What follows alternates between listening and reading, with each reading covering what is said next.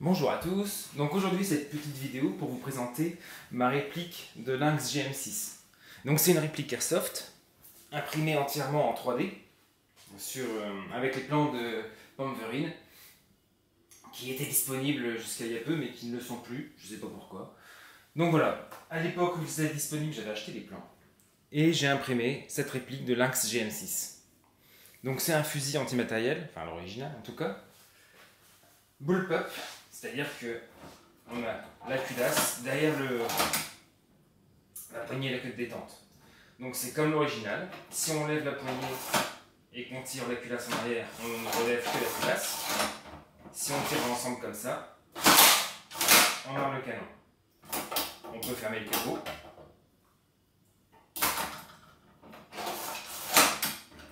Alors, ça reste une grosse réplique. Je vais vous mettre le FAMAS à côté pour qu'on se rende compte. Et encore, il est devant, donc il pourrait paraître plus gros qu'il n'est. Alors j'ai apporté 2-3 modifications à cette réplique. Alors, bon, la lunette, c'est une lunette que j'avais déjà. Elle n'est pas imprimée en 3D. D'extérieur, c'est une des seules pièces qui ne l'est pas. Bon, après, il y a plusieurs pièces qui ne sont pas imprimées en 3D. On a le petit roulement à billes là. On a le chargeur Airsoft, je vais vous montrer après, qui est un chargeur de Glock, je crois. Il y a à l'intérieur un canon, puis il y a tous les ressorts qui font fonctionner la réplique, qui ne sont pas forcément imprimés en 3D. Et là, une des modifications que j'ai apportées, c'est au niveau des fixations du trépied, ici. Là, en fait, j'ai fusionné la base du trépied avec la bague rotative sur la réplique. D'origine, c'est ce système-là. On a une bague avec un rail Picatinny sur lequel on vient visser un trépied. Mais sur l'original, c'est pas comme ça. Sur l'original, le trépied est directement inclus dans la bague. Et du coup, c'est exactement ce que j'ai fait ici. J'ai fusionné les deux pièces sur un logiciel de traitement de STL, ce qui fait que ça lui donne un aspect plus conforme à l'original. Autre modification, sur le chargeur original, on rentre des douilles, comme ça. Et la machine les éjecte, après lors du tir. On va regarder ça. Et une modification que j'ai faite, c'est de modifier le chargeur pour qu'à la place des douilles, on rentre des cartouches complètes. C'est quand même plus stylé, on va pas se mentir. Hop, une deuxième. Et ainsi de suite.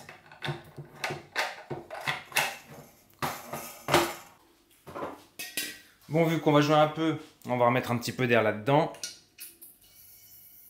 Bon, ça consomme, hein, comme réplique. C'est pas très puissant, en réalité.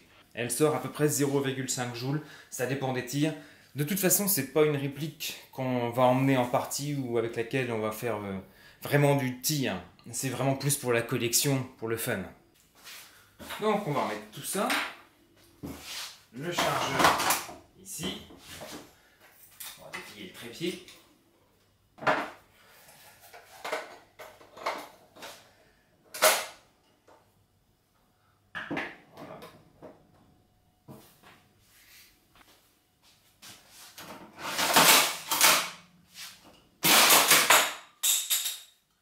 Et voilà, ça éjecte des douilles.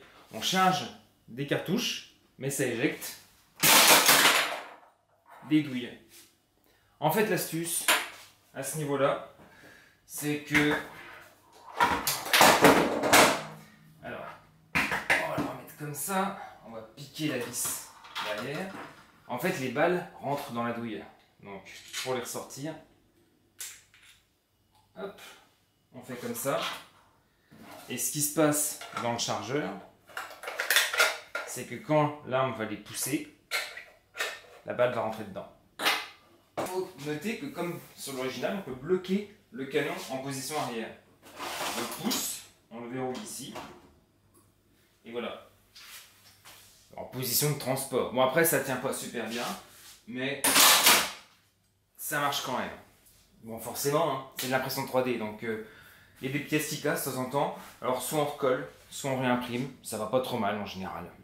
Alors après, il y a une troisième modification que j'ai fait, c'est au niveau du nozzle. En fait, j'avais un souci. Quand je l'ai imprimé, je cassais systématiquement le nozzle. Peut-être que j'avais pas le bon plastique, pas la bonne imprimante, je sais pas. Donc ça, c'est le nozzle d'origine. Alors le truc, c'est que quand on imprime tel que c'est préconisé, il va sortir comme ça l'imprimante 3D. Ce qui fait qu'il va toujours avoir tendance à casser ici, à ce niveau-là. Quand il arrive en butée, en fait ça c'est une butée. Quand il se déplace, il arrive, il tape ici et il se casse à ce niveau-là. Donc pour remédier à ça, le nozzle qui est dans le fusil, je vais le démonter, je vais vous le montrer. Je l'ai imprimé horizontalement. Au lieu de l'imprimer comme ça verticalement, alors c'est sûr, quand on imprime verticalement, on fait quasiment pas de support. Moi, je l'ai imprimé horizontalement. Alors, c'est un enfer pour retirer les supports à l'intérieur. Mais du coup, comme il est imprimé dans le sens du fil, il est beaucoup plus solide. Je vais vous le montrer. Et on a aussi ce système-là qui donc coulisse à l'intérieur du nozzle avec les deux petits joints ici qui font l'étanchéité.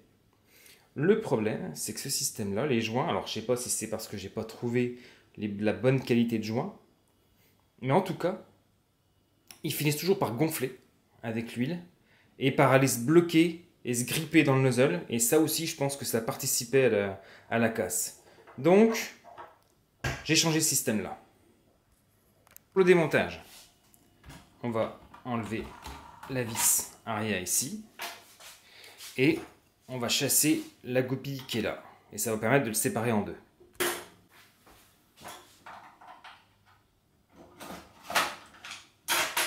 Alors, important, avant de continuer, il faut enlever le ressort récupérateur de culasse qui est derrière. Alors pareil, j'ai pas trouvé de ressort assez grand. Donc en fait, c'est tout simplement deux ressorts bout à bout avec une petite bague pour pas qu'ils s'interfacent entre eux. Donc, on retire le ressort de culasse. On a retiré la goupille, on a retiré la vis au-dessus, normalement, voilà. Il se sépare en deux comme ça. On dévisse le frein de bouche. Enfin, je trouve une amélioration à ce niveau-là aussi, il faudra que je l'épaississe. Ça casse régulièrement ici, à force de tirer. Bon, peut-être aussi que j'imprime pas bien, hein, encore une fois. Une fois qu'on a enlevé le frein de bouche, on va pouvoir enlever la bague qui est là, le grand ressort,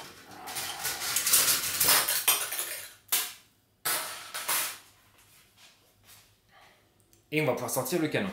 Alors, avant ça, on a ici, à l'arrière, la culasse. Donc, voilà à quoi elle ressemble. Je vais zoomer un peu.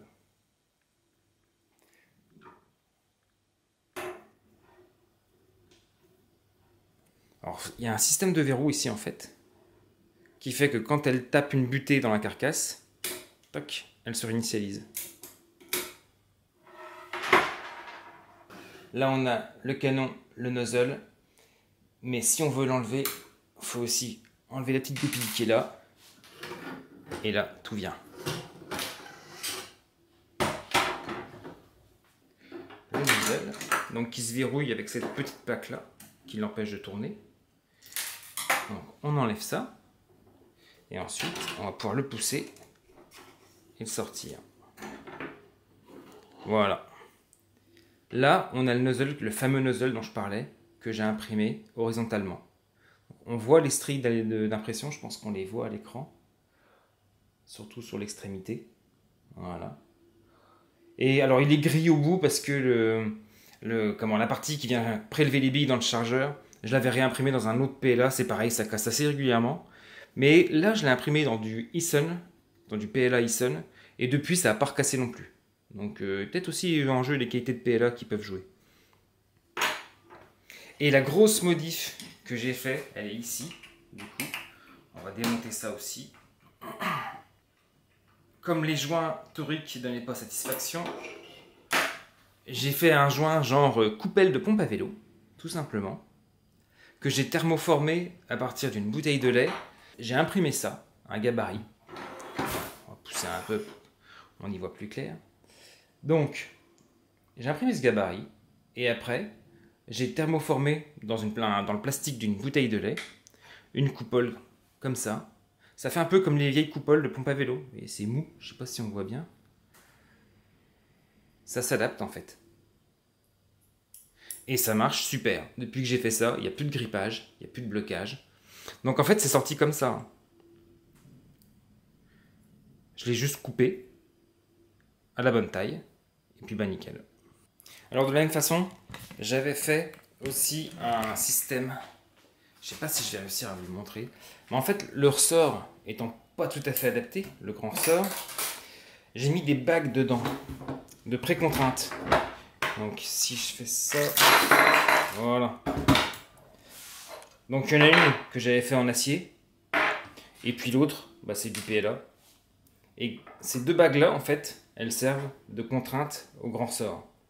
Juste pour qu'il ait assez de force pour éjecter les douilles, en fait. Parce que c'est lui qui va ramener tout l'ensemble mobile, après le départ d'un coup, et qui va faire que il a assez de force, justement. C'est sa force qui va prélever une douille dans le magasin.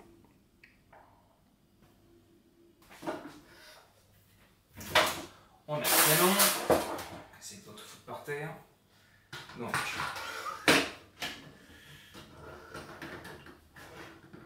il faut le mettre en rail. Voilà. Ici, le canon interne, il vient fixé. Et on y colle la pupille. Ici. La culasse. Pareil. Elle va comme ça.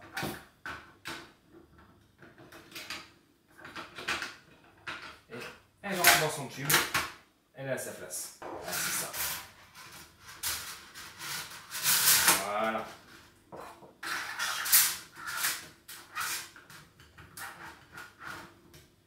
Un petit tour. Et c'est verrouillé.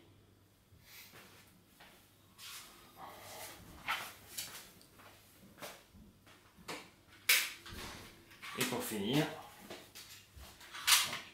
j'y cours toujours en avant.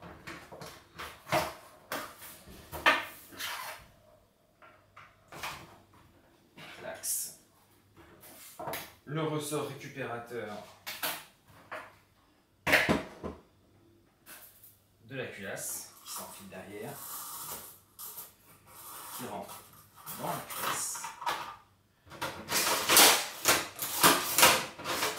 C'est bon. Et la vis au-dessus. Il restera juste à remettre le cache-flamme. Donc on met le chargeur qui contient les billes. Et c'est parti.